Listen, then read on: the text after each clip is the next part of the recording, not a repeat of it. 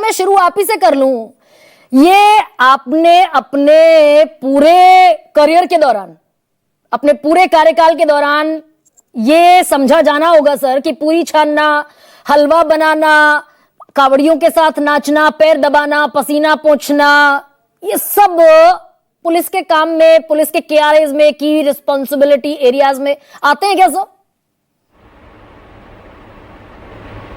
देखिए, आपने जो विजुअल्स दिखाए बहुत डरावने हैं और इस समय दिल्ली से हापुड़ तक, दिल्ली से गढ़ तक की यात्रा सड़क मार्ग से करना किसी बुरे सपने की तरह हो गया है। मेरे बहुत सारे मित्र हैं, परिचित हैं, जिनको ज़रूरी यात्राएं करनी थी, सबने अपनी यात्राएं स्थगित कर दी। किसी को नहीं पता कि सड़क पे चलेंगे तो उनके साथ क्या व्यवहार होगा। और ये 70,000 जो पुलिसकर्मी नियुक्त हैं वो किस लिए नियुक्त हैं इसका शायद उन्हें भी नहीं पता होगा जो नियुक्त हैं। ये जो आपने अभी दिखाया कि कोई पुलिस वाला हलवा बना रहा है, कोई पैर दबा रहा है, कोई फूल बरसा रहा है, ये तो अकल्पनीय है। मतलब किसी भी धार्मिक त्यौहार में, किसी भी धार्मिक जुलूस के साथ, किसी भी धार्मिक रीति रिवाज के साथ जब एक बार आप वर्दी पहन लेते हैं तो फिर आप हिंदू मुसलमान नहीं रह जाते। ये एक आदर्श स्थिति होनी चाहिए, तो अपने को आइडेंटिफाई नहीं करना चाहिए। और अगर आप इतना श्रद्धा और इतना विनय और इतनी आस्था है तो फिर सभी के साथ बराबरी की होनी चाहिए। सर ऑन ड्यूटी तो नहीं कर सकते ना? ऑन ड्यूटी तो निकल के, सर ऑन ड्यूटी तो श्रद्धा, भक्ति, विश्वास, आस्था नहीं दिखा सकते, वर्दी में तो नहीं दिखा सकते ना सर? बिल्कुल नहीं करना चाहिए, बिल्कुल नहीं दिखा सकते। और ख़ास तौर से इसलिए भी, देखिए कावड़िए ज़्यादातर भले हैं, ज़्यादातर श्रद्धावान हैं, ज़्यादातर आस्था से आए हैं। बिल्कुल ठीक बात। उनके बीच में जो शरारती तत्व हैं जिनके विजुअल्स आप दिखा रहे हैं उनका तो मन बढ़ रहा है।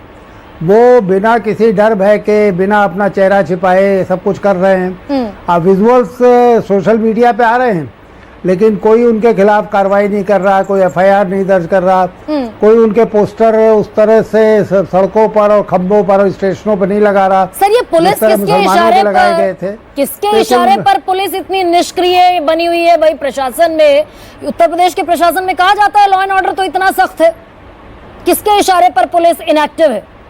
देखिए, स्टेट की एक बॉडी लैंग्वेज होती है, जरूरी नहीं है कि राज्य सरकार की तरफ से इस तरह के आदेश जारी किए जाए। लेकिन अगर मुख्यमंत्री ही उनको सर्टिफिकेट बांटेंगे और उसके पहले सरकारी आदेश पर एक एक ढाबे की तलाशी होगी, एक एक ढाबे में चेक किया जाएगा कोई मुसलमान तो नहीं है, किसी का आधार कार्ड, किसी का पैंट खुलवाना, ये सारी हरकतें होंगी तो बॉडी लैंग्वेज तो स्टेट की बड़ी स्पष्ट है ना। स्टेट पार्टीजन हो गया, पक्षपातपूर्ण हो गया है और वो अपनी बॉडी लैंग्वेज से इसे छिपा भी नहीं रहा। और तो ये बॉडी लैंग्वेज तनख्वाह मिल रही है 70,000 लोग खड़े हैं उन तक पहुंच रही। सर तनख्वाह मिल रही है स्टेट से, तो स्टेट की लैंग्वेज बोलना मैंडेटरी हो गया पुलिस के लिए भी? नहीं, बिल्कुल नहीं होना चाहिए। देखिए, कानून का आपके पास एक संविधान है और आपके पास कानून कायदे हैं, तमाम प्रोसीजर है जिसके तहत आप काम करते हैं। जब पुलिस की नौकरी ज्वाइन करते हैं तो ट्रेनिंग इंस्टीट्यूशन से बाहर निकलते समय, चाहे वो कांस्टेबल हो चाहे आईपीएस अफसर हो, वो संविधान की शपथ लेता है। वो कोई गीता, कुरान या बाइबल की शपथ नहीं लेता है। तो जब आप संविधान की शपथ ले रहे हैं तो संविधान की जो सबसे बड़ी भावना है, जो आपको जनतंत्र की तरफ, धर्मनिरपेक्षता की तरफ, बराबरी की तरफ ले जाती है, आप उसका उल्लंघन करने वाली गतिविधियों में कैसे शरीक हो सकते हैं? नहीं तो सर इतनी हिम्मत तो कैसे आज की तारीख में, क्या ये आप तवक्को कर सकते हैं, उम्मीद कर सकते हैं कि जिस स्टेट से तनख्वाह ले रही है पुलिस, उसकी आपने कहा कि भाई एक खामोश सा संदेश है, ये तो सरकार की लैंग्वेज है, साइलेंट लैंग्वेज, तो हिम्मत होगी किसी पुलिस अधिकारी की इसके खिलाफ जाने की कि भाई कावड़िए उत्पात मचा रहे हैं? अभी एक बाकायदा एसपी साहब ने डीजे रुकवा दिया, डीजे रुकवाया गया तो कावड़ियों ने उत्पात मचाया, जैम लगा दिया, झुकना पड़ा एसपी साहब को। आप सही कह रहे हैं, आप किसी की हिम्मत नहीं पड़ेगी, क्योंकि जिन्होंने डीजे रुकवाया है उनकी पीठ थपथपाने वाला कोई नहीं होगा। उनको सजा देने की मांग करने वाला और सजा देने वाले बहुत सारे लोग होंगे। तो किसकी हिम्मत है? सब लोग अपने बीवी बच्चों के लिए, अपने पापी पेट के लिए नौकरियां कर रहे हैं, तो कोई जोखिम नहीं लेना चाहेगा। लेकिन ये संवैधानिक रूप से गलत है और संवैधानिक रूप से पुलिस इस तरह के आदेशों का पालन करने के लिए बाध्य नहीं है। लेकिन अब मजबूरी है, वो कर रहे हैं। तो सर मैं ये अगर आपसे पूछूं कि अगर मुखिया ही सीधे तौर पर ये कहते देखें कांवड़ियों को प्रोत्साहित करना चाहिए, अभिनंदन होना चाहिए, श्रद्धा होनी चाहिए उनके लिए, तो नमाज अगर पढ़ता है कोई सड़क पर तो श्रद्धा तो उसके लिए भी होनी चाहिए। फिर भाई ये उत्पात अगर कांवड़ी इनकी जगह फर्ज कीजिए, कांवड़ियों की जगह फर्ज कीजिए मुसलमान होते, नमाजी होते, तब क्या होता सर?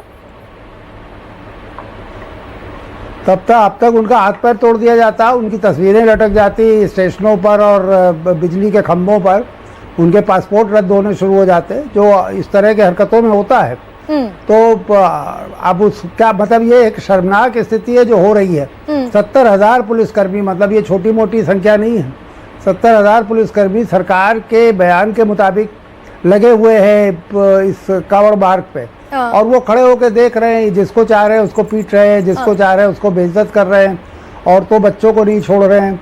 सीआरपीएफ के एक जवान को पीटा, वो आपने देख ही लिया, उसमें आपने जितने विजुअल्स दिखाए वो सब डरावने हैं, मतलब वो विजुअल्स हमारे कोई बहुत अच्छे भविष्य की तरफ इशारा नहीं कर रहे हैं। Absolutely sir, and irony of the fact is, क्या ज्यादा दुर्भाग्यपूर्ण ये है कि भाई ये मुसलमान को थोड़ी पीट रहे हैं, ये हिंदू मुसलमान करने के चक्कर में ये तो हिंदुओं को पीट रहे हैं। अब ये चश्मे की दुकान वाला हिंदू था, ये महिला जो स्कूटी पर सवार थी जिसके बाल खींचे गए, ये भी महिला हिंदू थी। ये कैसा जहर बो दिया? वो तो जब आग लगेगी तो आग ये थोड़ी ना देखेगी कि हिंदू का घर है मुसलमान का घर है, सभी का नुकसान होगा। अंततः गत्वा ये जाकर के अपने समुदाय के लिए ही नुकसानदेह साबित होंगे। आप देखिए KFC की दुकान कल बंद कराने की कोशिश की गई, शायद बंद करा दी गई, तो उसका मालिक तो हिंदू ही है। तो ये तो अब जाहिर है कि इसका नुकसान हिंदुओं को ही उठाना पड़ेगा। अब दरअसल